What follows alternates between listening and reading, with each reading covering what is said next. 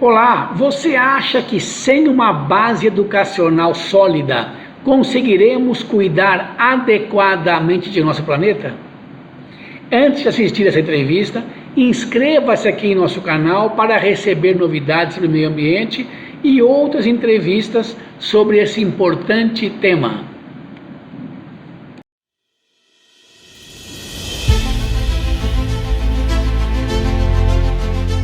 Integrando o Prêmio Consciência Ambiental, apresentamos a sessão Agentes de Transformação Ambiental, onde convidamos profissionais ligados ao meio ambiente e sustentabilidade, que são verdadeiros agentes de transformação ambiental. Hoje abordaremos um tema muito interessante. Acompanhe.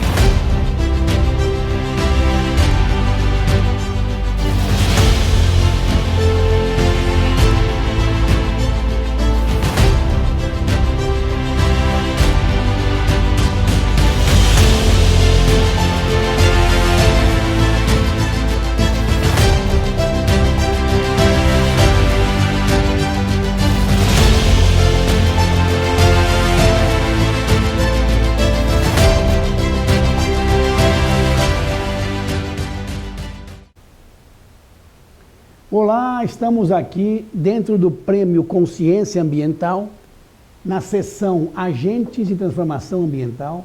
Estamos aqui hoje com o professor José Antônio Figueiredo Antiório, que é um agente de transformação ambiental. Ele que é diretor do Colégio Padre Anchieta em Osasco, presidente da Federação de Estabelecimentos de Ensino Privados do Estado de São Paulo, vice-presidente do Conselho Municipal de Educação de São Paulo, presidente das ACMs do Estado de São Paulo e ainda diretor de Rotary Internacional. Professor Antiório, prazer em tê-lo aqui como agente de transformação ambiental, falando sobre um tema muito importante, que é a importância da base educacional para apoio ao meio ambiente. Bem-vindo. Muito obrigado, Cláudio. É uma imensa honra estar aqui ao lado de você e de todos os que puderem nos ouvir e ver para dialogar um pouco sobre essa grande importância a respeito do meio ambiente. Ok. Como diretor do Colégio Padre Anchieta em Osasco, você deve ter muita história para contar. Poderia falar um pouquinho da história dessa importante instituição de ensino de Osasco? Com certeza, Cláudio. Olha, em 1967 eu entrei na Faculdade de Engenharia Industrial, a FEI, bastante conhecida, que anteriormente era da Pontifícia Universidade Católica. E eu que havia trabalhado no Grupo Cobrasma e saí de lá com uma condição muito boa em termos salarial, eu cheguei à faculdade, o preço da mensalidade não era pequeno e nós precisávamos angariar recursos para pagar a própria faculdade.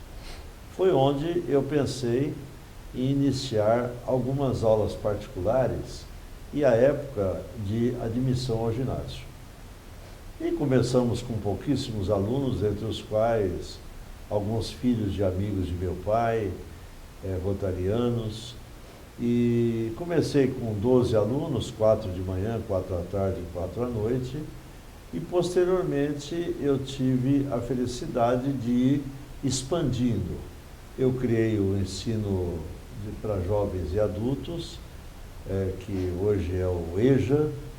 Nós criamos o curso da datilografia, desenho mecânico, projeto de máquinas e cursinho vestibular às faculdades de Osasco, que eram Economia, Administração e Direito. Logo em seguida, com a expansão do colégio, nós entramos na fundação de um colégio profissionalizante de ensino médio. Posteriormente, nós fizemos o ensino regular, o ensino básico regular, de primeiro ano, hoje chamado Fundamental 1, Fundamental 2, ensino médio, e também a educação infantil. Em 1992, nós tivemos todos esses cursos que fizemos, eram em casas ou prédios alugados. Logo em seguida, em 1992, nós tivemos a honra de construir um prédio e nesse prédio nós praticamente colocamos todo o nosso potencial educacional. Isso foi nos idos de 1992, com uma sede própria, num ponto realmente central do município de Osasco, e aonde estamos até hoje e expandindo. Nós começamos com um prédio com ocupação aproximadamente de 1.000 metros quadrados. Hoje nós temos entre duas partes da avenida que nos atravessa, nós temos aproximadamente 4.000 metros de área e aproximadamente 7.000 metros de construção. Experiência riquíssima nesta área educacional. E eu pergunto, qual o real papel da educação, na sua opinião? Olha, a educação é uma prática social que visa o desenvolvimento do ser humano e suas potencialidades, habilidades e competências. A educação, portanto, não se restringe apenas à escola. É pela educação que o indivíduo consegue o pleno desenvolvimento, consegue a preparação para o exercício da cidadania e consegue a qualificação para o mercado de trabalho. A educação no Brasil é baseada no tripé de apoio do Estado, da sociedade e da família. No Anchieta, nós procuramos fazer um projeto denominado Projeto Semente, que é um projeto de orientação às crianças e os jovens a respeito da cidadania. E no aspecto cidadania, nós envolvemos tudo, não só a educação como princípio fundamental, onde existe a necessidade do entrosamento entre a família, a escola e o educando, mas também os princípios fundamentais da cidadania. E nesse item nós temos em especial atenção a questão não só da parte educacional, mas também do meio ambiente. Você teve uma trajetória muito rica, muito longa ao longo da educação.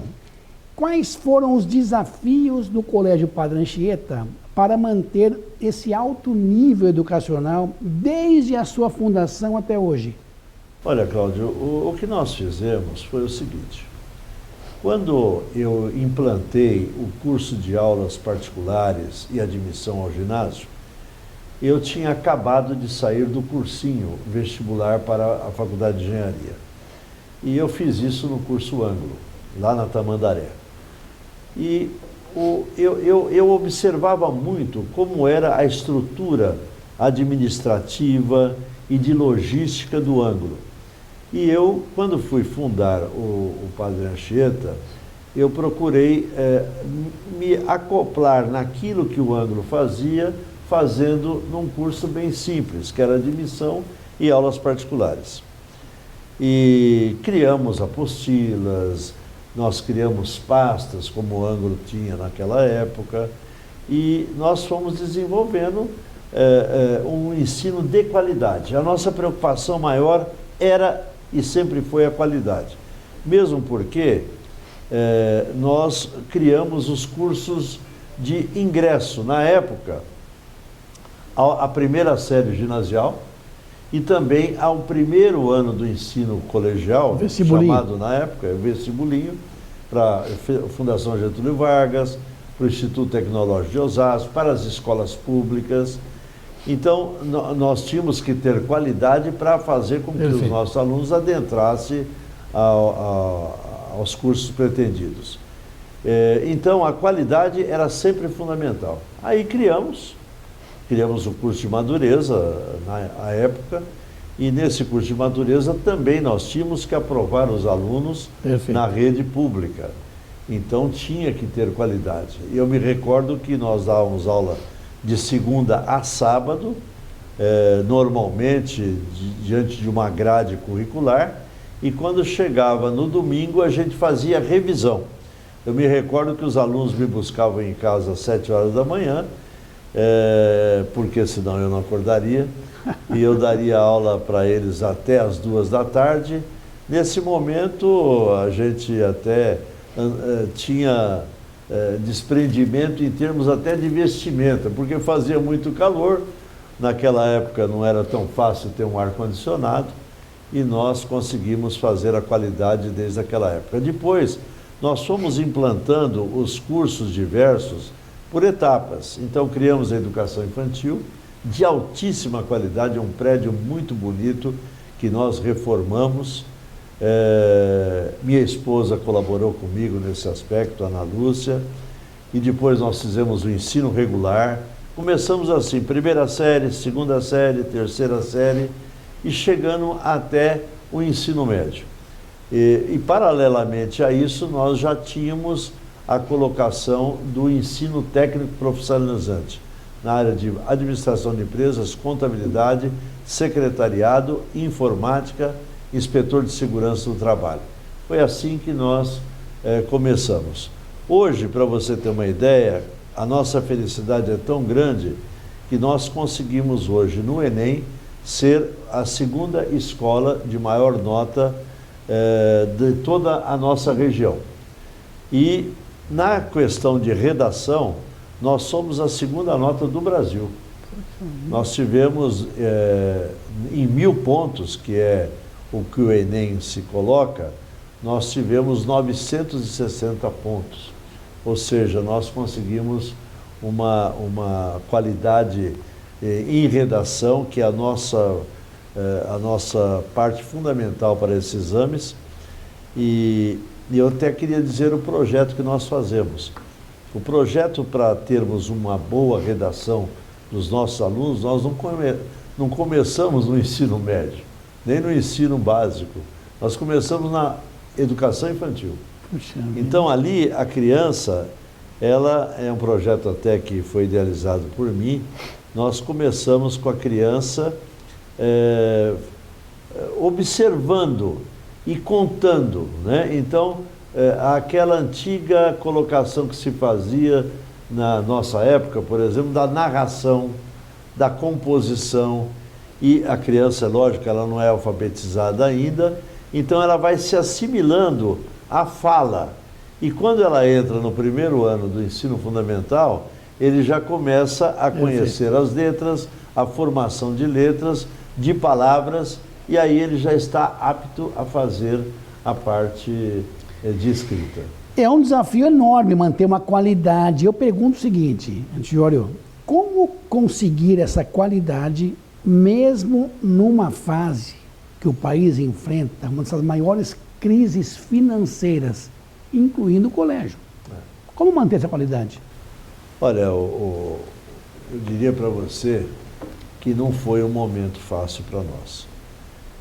No dia 17 de março de 2020, eu tomei conhecimento pelos órgãos de educação e também pela mídia que o Brasil entraria numa situação muito, muito difícil através desta pandemia. Em função de termos o sistema Ângulo de ensino, nós já tínhamos uma plataforma que ainda não era tão assimilada pelos professores. Mas eu não tinha, porque o sistema Ângulo também não detinha isso, nós não tínhamos a plataforma de orientação aos alunos na educação infantil e no ensino fundamental 1. Eu reuni um grupo de colaboradores meus, 4 colaboradores que entendiam muito bem da parte educacional e também da parte tecnológica, e nós montamos praticamente em uma semana toda a plataforma para a educação infantil e fundamental 1. No dia 23 de março de 2020, nós talvez fomos os pioneiros no Brasil, nós começamos as aulas virtuais.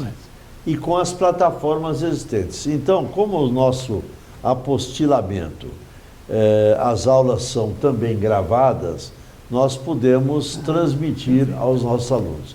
E eu criei também um sistema que não era feito também em outras escolas, porque a maioria das escolas, não tendo essas plataformas, elas foram obrigadas a construir as plataformas primeiro. Então deram férias em abril, eu não dei. Continuou? Eu segui o meu calendário escolar, fui até o mês de julho, fizemos as férias, iniciamos em agosto novamente. Nesse intermédio, nós demos um certo descanso aos professores, porque a aula virtual é complexa, não é fácil de se idealizar, e muito menos num momento assim, do dia para o outro. Claro. Quando foi em setembro, nós já tivemos a oportunidade de fazer as aulas presenciais e as aulas virtuais. Então, a mistura. É um híbrido, né? Sistema híbrido. Exatamente, parte sistema presencial, chamado parte... híbrido. Perfeito. E nós fomos acontecendo isso até o mês de dezembro. Não nos preocupamos em avaliações de aprovação, mas sim do conhecimento que os alunos deveriam ter para que nós mudássemos eles de grau, de primeiro para segundo ano, de segundo para terceiro e sucessivamente. Quando foi o início deste ano, nós já estávamos bem mais aperfeiçoados e começamos a caminhar de vento em popa no mês de janeiro, fevereiro, março, quando começou a termos problemas mais graves a respeito da pandemia. Nós fizemos a escola com distanciamento entre as crianças, fizemos toda a parte de sanitização, as lousas digitais que nós temos em todas as salas de aula foi fundamental e nós conseguimos chegar até o presente momento numa situação realmente extraordinária. Agora estamos nos preparando para o mês de agosto, onde, conversando com o secretário de Educação, o Dr. Rossielli, na última semana, nós teremos um distanciamento menor e em setembro praticamente vamos iniciar as aulas da mesma forma que foi no passado. Que beleza. Então, foi um trabalho violento, trabalhamos muito, os professores merecem todo o meu carinho, o meu respeito, o meu apoio e o meu reconhecimento. Houve demissão? Muita demissão, Joana? Não. Eu não demiti ninguém. Ninguém? Ninguém. Bancou até voltar? Todos ficaram presentes, não demitimos nenhum funcionário e nenhum professor. Esse é um grande diferencial. O Colégio Padre Anchieta, até pelos seus relatos mesmo aqui, sempre se preocupou em trabalhar a consciência dos alunos em suas escolhas. Está ali um aluno, né? Um deles está aqui como testemunha, né, Fernando? Exatamente. Como, por exemplo, ser uma das primeiras escolas a implantar o ProERD, que é um programa que a PM aplica muito bem, para que as crianças sejam vacinadas mentalmente para sair fora do caminho das drogas, listas e listas. Fala um pouquinho mais sobre isso. Olha, esse é um projeto que nós temos no colégio. Eu creio, Cláudio, que nós tenhamos sido o primeiro a implantar o ProERD nas escolas. E eu digo por quê. Nós temos um grande amigo, Coronel Mascarenhas, que foi o enviado da Polícia Militar de São Paulo a Los Angeles para o conhecimento do programa do ProERD. E quando ele voltou, e por acaso nós tínhamos um outro amigo que era o doutor Eduardo Gouveia, que hoje é desembargador e respeitadíssimo no Brasil por coordenar a parte da infância e da juventude. E então nós conversamos e nós implantamos o ensino do ProERD com uma característica especial, porque era para ser nas escolas prioritariamente públicas, mas pela nossa amizade nós fizemos no colégio. E temos feito desde 1997 até hoje. E eu posso dar um testemunho muito importante. Com este projeto que nós idealizamos, que era realizado para os alunos de 4ª série do Ensino Fundamental 1, hoje estamos fazendo no 5º ano, todos os alunos do Anchieta que participaram do projeto ProERD nós não temos notícia de nenhum aluno, ex-aluno nosso, que se colocou próximo às drogas e ao alcoolismo, inclusive. Isso é muito bom. Então, eu creio que esse projeto é um projeto que tem uma forma de se apresentar magnífica pelos soldados, cabos e até sargentos da Polícia Militar. É um trabalho fantástico que, se o governo pudesse colaborar para a sua expansão, muitas coisas que nós vemos horrendas hoje poderiam ser dissipadas.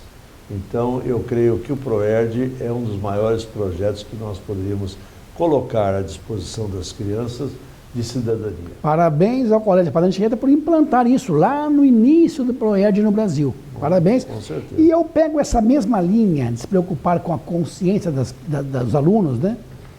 O que o colégio trabalha em relação ao meio ambiente e sustentabilidade? Qual o trabalho que é feito nesse sentido? Olha, eu já comentei anteriormente a você que um dos aspectos fundamentais da parte educacional é a gente orientar o aluno, educar o aluno, porque muita gente imagina que colocar o filho na escola, a solução está resolvida. E não é bem assim, né? Nós precisamos muito da participação da família, do próprio corpo docente, de colaboradores e do aluno também. Tá?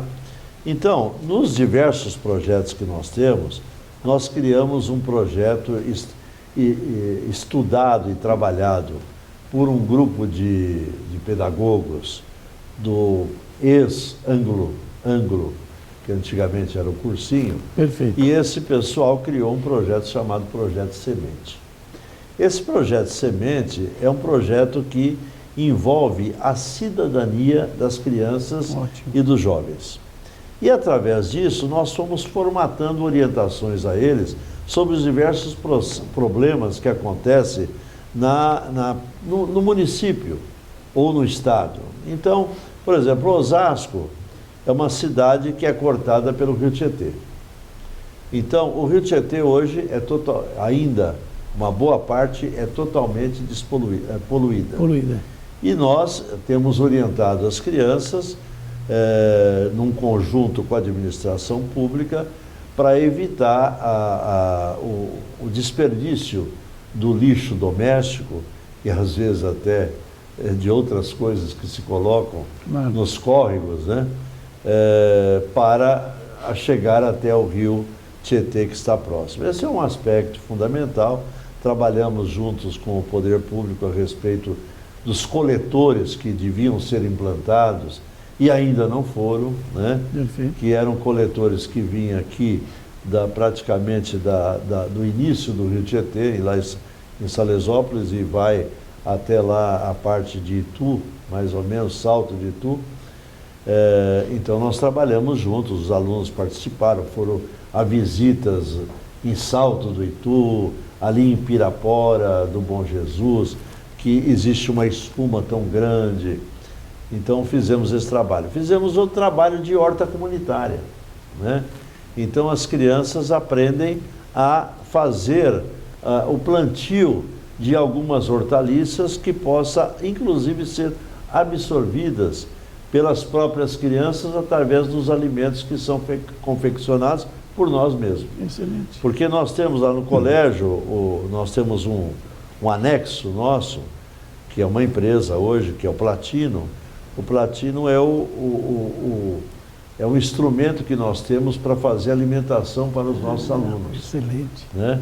Então, através da própria horta, nós recebemos ali. Alimenta. Exatamente. Outro detalhe muito importante é, apesar dos municípios, na sua grande maioria, não ter ainda a oferta da reciclagem do lixo doméstico, nós sempre orientamos os alunos a respeito do depósito de lixo. Então, o plástico, o papel, o orgânico... A separação certinha, né? O metal, Perfeito. sempre a separação.